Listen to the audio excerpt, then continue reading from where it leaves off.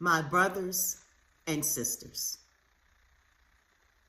when it says that Babylon has become a dwelling place of demons, that alone is spiritual. A prison for every foul spirit, that is a spiritual reference. And a cage for every unclean and hated bird. Well, that's symbolic as well.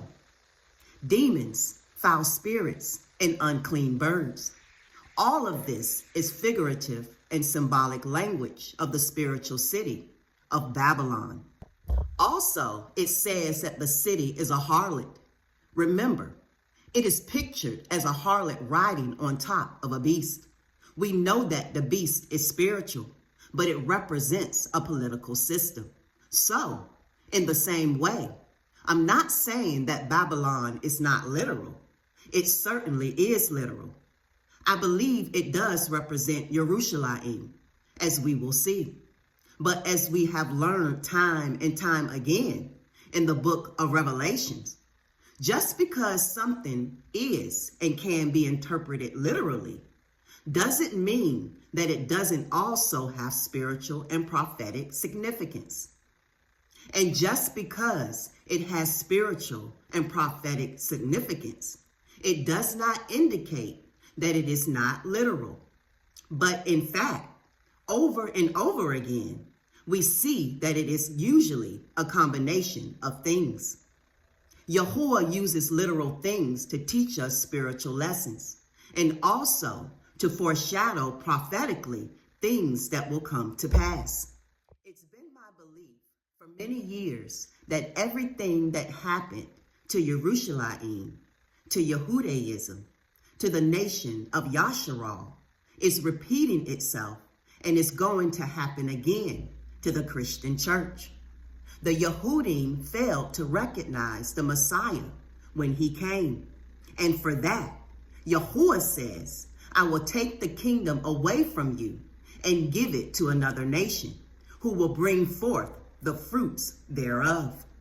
But how would you sum up the Yehudaism that Yahusha confronted in the first century? Yehudaism of Palestine. How would you characterize it? One way to characterize it would be to say that a religion about Yahuwah became more important than a relationship with Yahuwah, to the extent that the religion based on Yahuwah brought people to such a condition that Yahusha said, you are like whitewashed tombs. You look good on the outside. You claim to be disciples of Moses. You claim to be believers in Yahuwah. You claim that Jerusalem is the city of Yahuwah, and that the Messiah will come and rule over the nations from Jerusalem. Yet they failed to recognize Messiah Yahusha himself. They failed to recognize Yahusha as the Messiah.